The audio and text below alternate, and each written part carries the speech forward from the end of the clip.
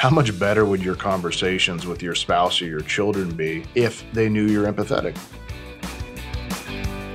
Welcome to the Win, Make, Give podcast, a Ben Kinney training production, where we discuss the concepts of health, wealth, leadership, and legacy. My name is Chad Hyams, and I am joined by my friend Bob Stewart. Bob, what's our word for today? Chad, today's word is understanding. Okay, before we hear more about that, Bob, let's understand where we are in the series that's going on. So we are on our fifth part of the Emotional Intelligence series, and we are diving deep into the fourth piece of emotional intelligence, which is empathy. So, Bob, empathy is something everybody should have, and you're talking about understanding. Yeah, so unless you're a sociopath, at some level you have empathy, right?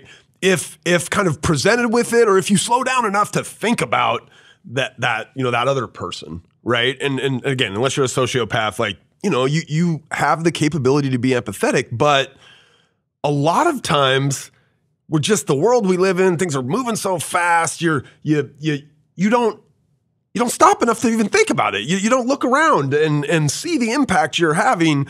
And so if at the kind of root of everything you seek to understand, or you're looking for that understanding, even beyond kind of the obvious situations where it pops up, I think is powerful. And you'll hear some of these stories that Ben tells in this episode where he didn't even realize when he was being kind of low emotional intelligence, and other stories where he realized way beyond the depths of what probably anybody else would have, because he was seeking to understand, or understanding is my word. All right. Well, we hope you understand the message that Ben is going to share with us as we dive deep into the concept of emotional intelligence and empathy. All right, Ben, we're back for another part of our emotional intelligence conversation. We've talked about the first three, which was self-awareness, self-regulation, and motivation. And it's been amazing to dive deeper into these of the emotional intelligence conversation with you. What was number 4 when you were reading the Harvard Business Review about emotional intelligence?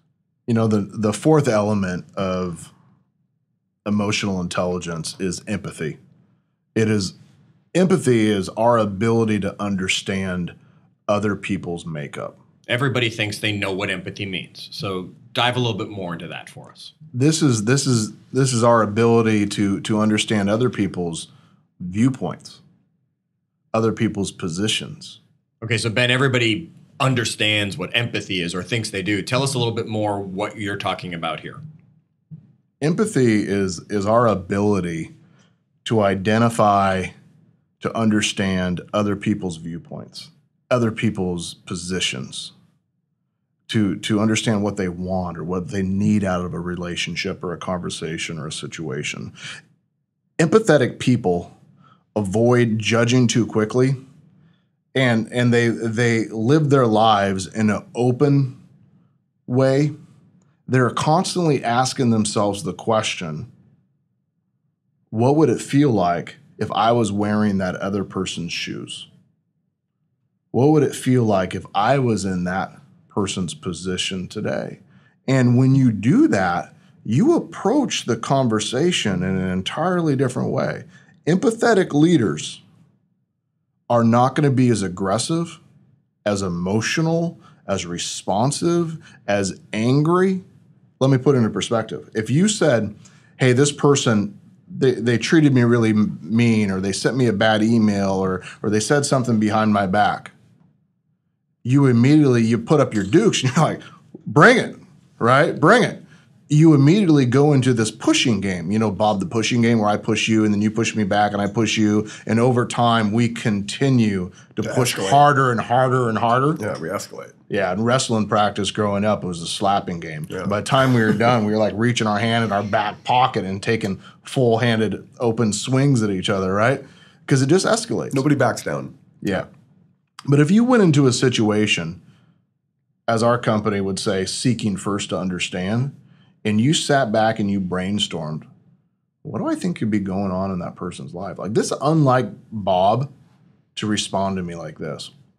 why is Bob responding to me like this? What's going on? And I sit back and go, maybe Bob's having financial problems, or maybe he had a fight with his wife last night, or maybe somebody in his family's sick. Maybe he's sick. Maybe he didn't sleep. Like maybe I did something and I wasn't even aware of it, right? I remember one of our buddies, Tim, he got a new truck. And when I got out of his truck, I hit the metal thing, like a metal post, and I didn't even realize I did it. And we were at this restaurant, Boomers, Burgers, Cheeseburgers, Chad, and we were sitting there, and the whole time he's like fired up. I'm like, what's up? And he's like, you just dinged my door. And I was like, I did? Like, I didn't even know that I did it. I was just getting out, right?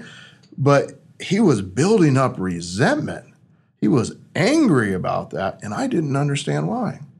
But once I did, I'm like, oh, it's a new truck. It's the first new truck that he'd ever had. Like, this is a big deal to him. I just put the first scratch in his brand new truck the very first week. Like, this is a big deal. Really easy, though, once you put yourself in his shoes to understand why he was fired up over something that you thought was whatever, right? I didn't even think about it, right?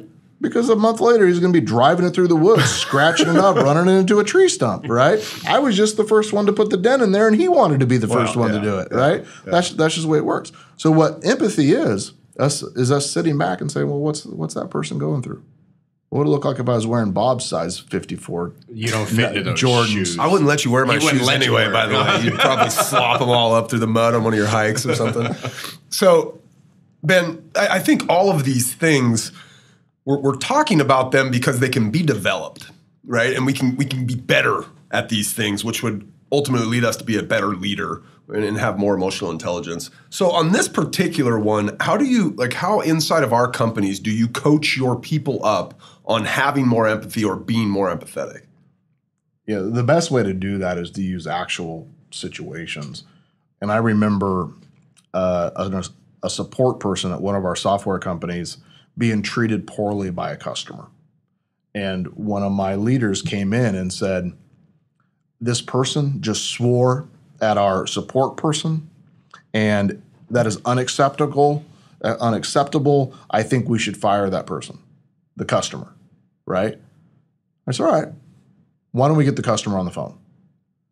And I said, before we do, let's do an exercise. He said, what's that? I said, think of the worst thing that could be going through in that person's life right now. He's like, well, what do you mean? I'm like, what if he has cancer?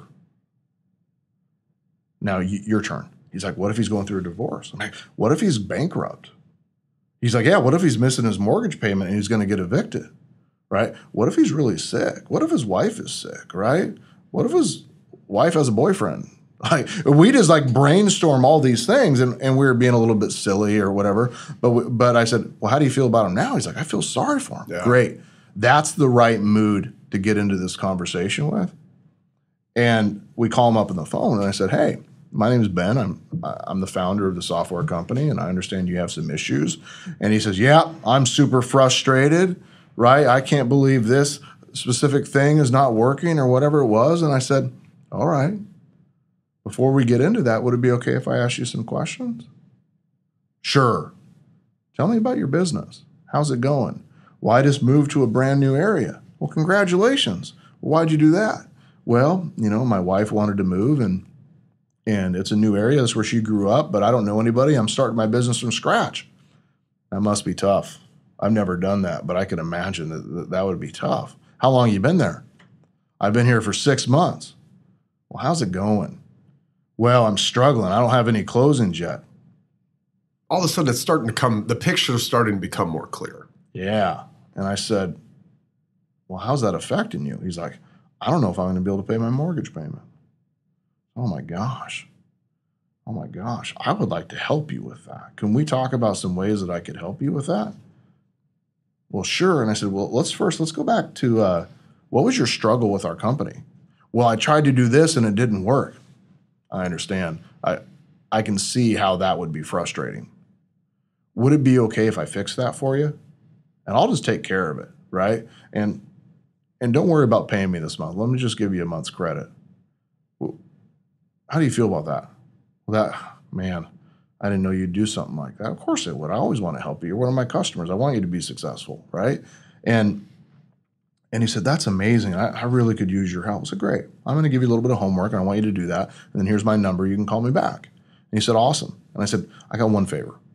He said, what's that? I said, you know the support person you talked to earlier? He's like, yeah, I was pretty rough on him. And I said, was it their fault? He said, what do you mean? I said, did they break it? Did they not use the product? I said, no. I said, they walked in here crying. They walked in here, you ruined their day because you swore at them, told them they're idiots, right? Now, I'm okay with you because I'm a big boy. You can call me anytime you want. You can swear at me. You can tell me I'm an idiot. You can use the F word. You can do whatever you want because I'm a big boy. I can take it, right? But you are never allowed to talk to one of my employees like that again. If you do, it'll be the last time we're ever in business together. Are we super good on that? He's like, yeah, I'm super sorry. Next time, call me.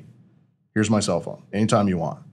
And at the end of that call, I went to my leader who was sitting in there listening to that. And I said, how do you feel about that? He's like, it makes sense. He's frustrated. He's not making any money, right? He signed up for a new product. He doesn't know how to use it. And he's making his problems ours. And I said, yeah, and our job is to help that person make it through these challenges, right?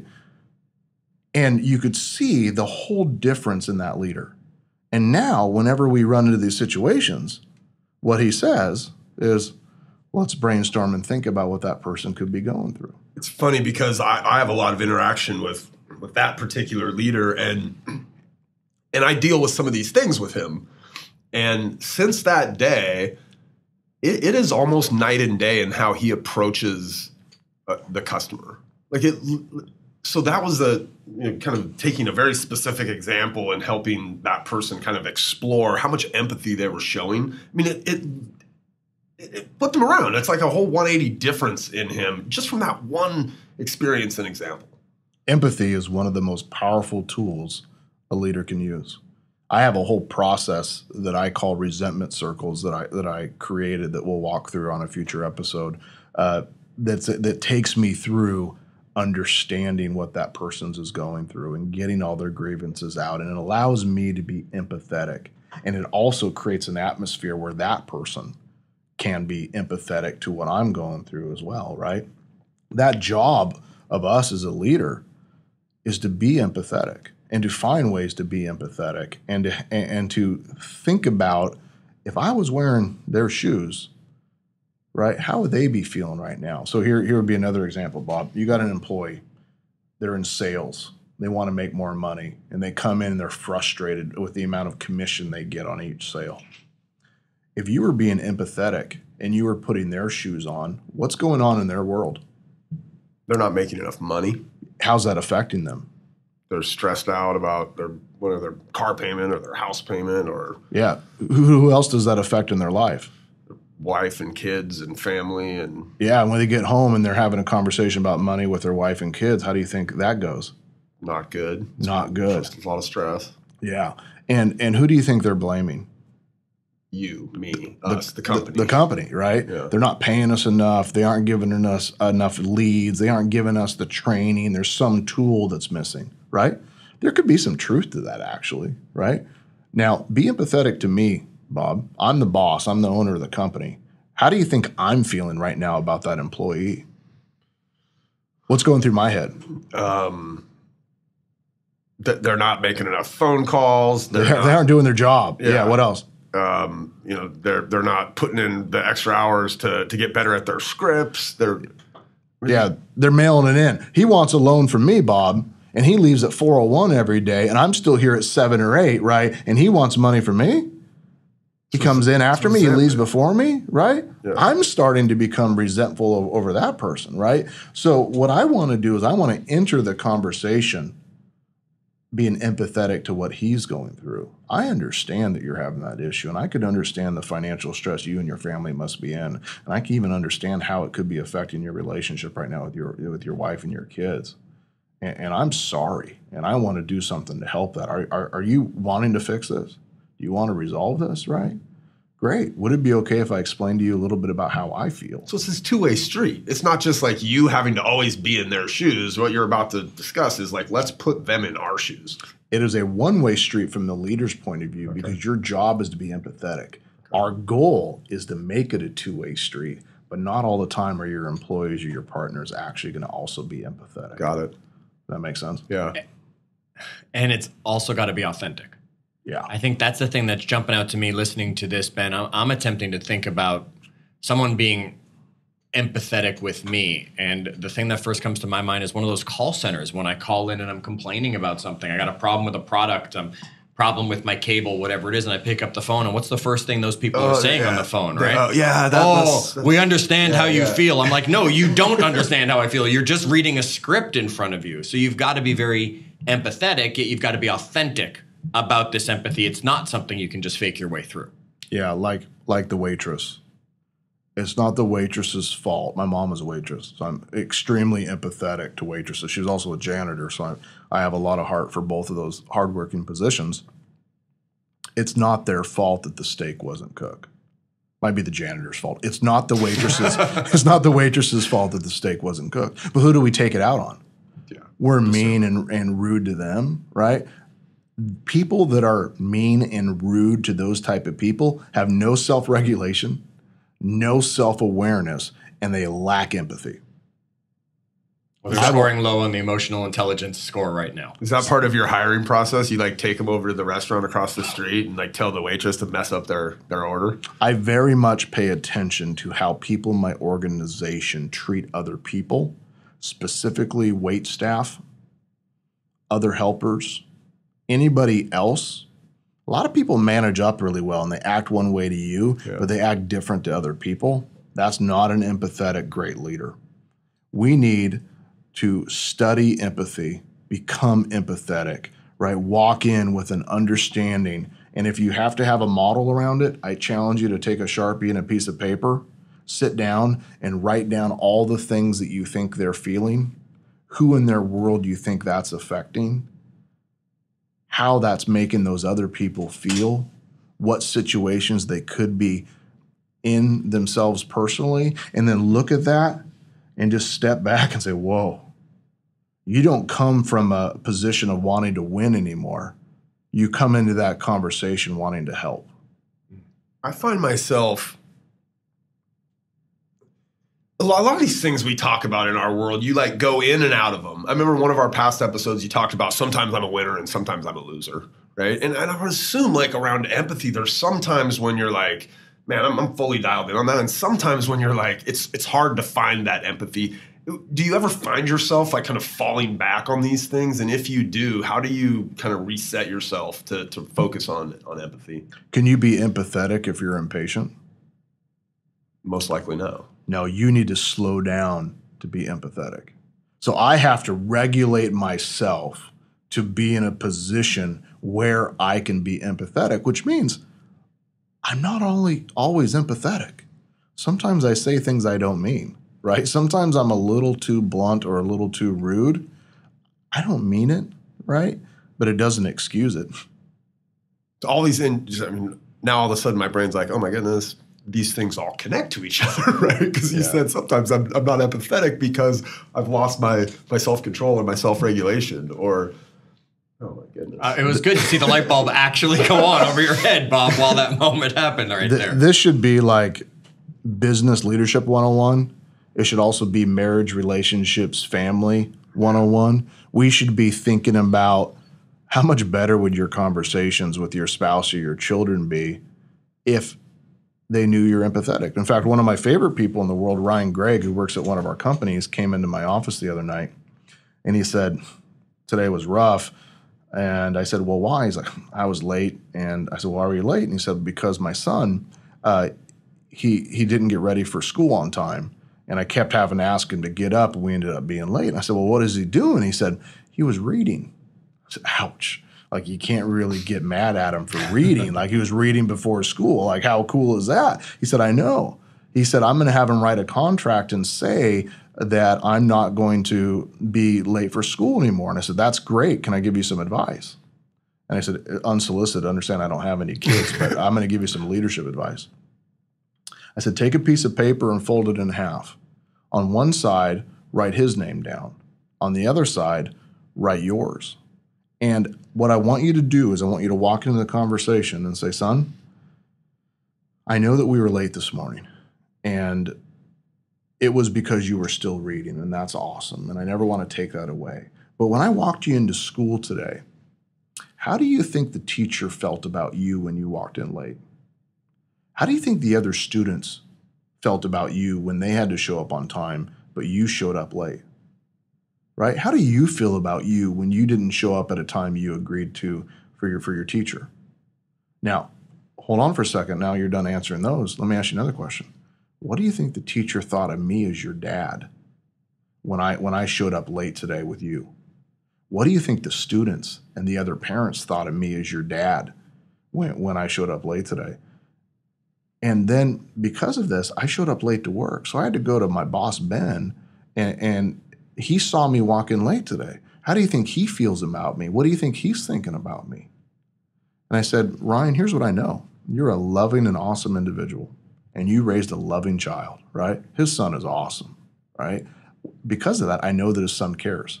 His son cares more about how his actions affected dad and dad's boss and the teacher, and he's never created a correlation between those actions and what he was doing.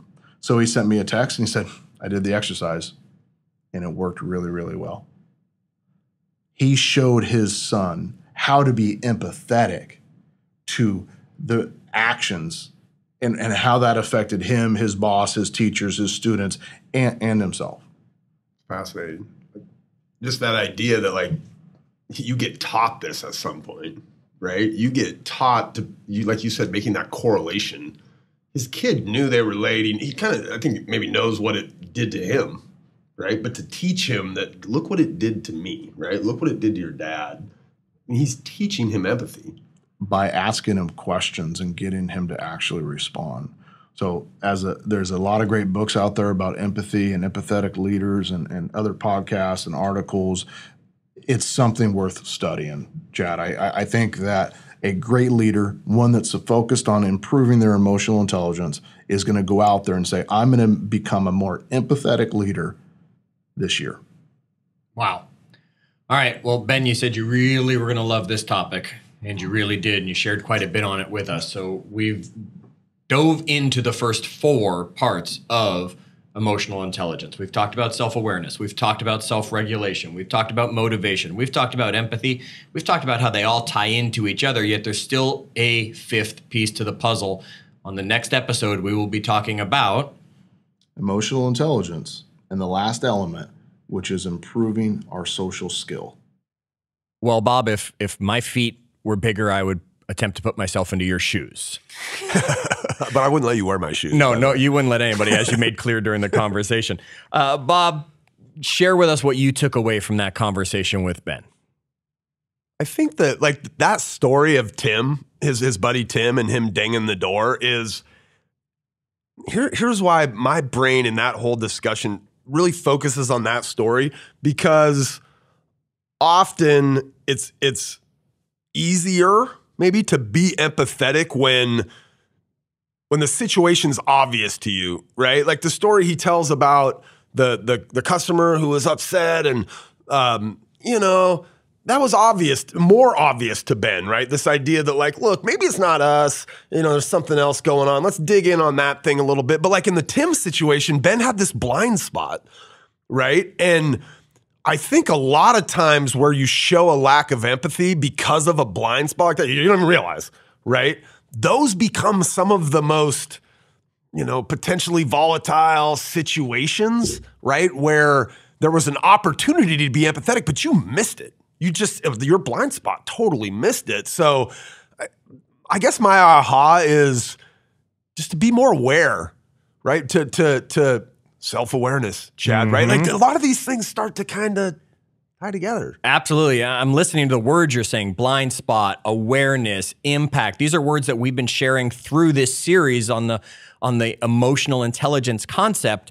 And what I love about it is that they're not 5 individual pieces. They really are one gigantic concept with these pieces intertwined to make it all happen. Yeah. So we want to leave you in this episode with some tips on how you can be more empathetic. Number 1, try to look for similarities. and always assume that people have the best of intentions. People usually do. So if you can assume that, that will probably help. 2, we recommend you keep a journal. Write about your thoughts and experiences and add a couple sentences using feeling words. Many of us are not those feeling type people, yet use those feeling words like I felt this. That way you're touching on your feelings, which will help you be more empathetic with others. 3, observe and adopt a genuine attitude of curiosity. Bob was talking about that, right? Being curious, figuring out what's going on with those people. Number 4, listen better. Boy, couldn't we all do this one.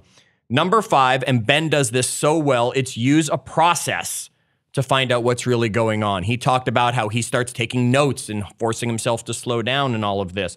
And then, of course, ask trusted people for feedback. So, Bob, if you want to work on being more empathetic to people, remember, look for similar things in people. Assume that they have the best of intentions. Start keeping a journal where you're talking about your feelings. Observe and adopt an attitude of curiosity. Listen better. Use a process to help you learn better, and ask others for feedback as you go through it. I am just loving this series that we're doing of emotional intelligence with Ben, aren't you? Yeah, I mean, we could all stand to be more, emotionally intelligent. Yeah, Yes. absolutely. Yeah, this is I think for everybody, you're going to pull something out of this, right? Everybody's has room for improvement here. The nice thing is they say you have an IQ level. It sounds like your emotional intelligence level is something you can actually work on developing and raising if there were a EQ. test I think for I think they do have tests. We should check. Let's maybe out of our next episode let everybody know if you can actually test this stuff, Chad. I'm pretty sure you can. I'm pretty sure you can too, Bob. And all right, as you've said, on our next episode, we are going to wrap up our series of emotional intelligence as we go deep into the social skill piece of your emotional intelligence level. Make sure you join us. Until then, wherever you subscribe for podcasts, please make sure that you are subscribing. If you want to share our podcast, you can tell people to simply text the word podcast to 59559. Again, just text the word podcast to 59559 and you'll have it sent right to your phone. Until the next time, please remember out there, do good.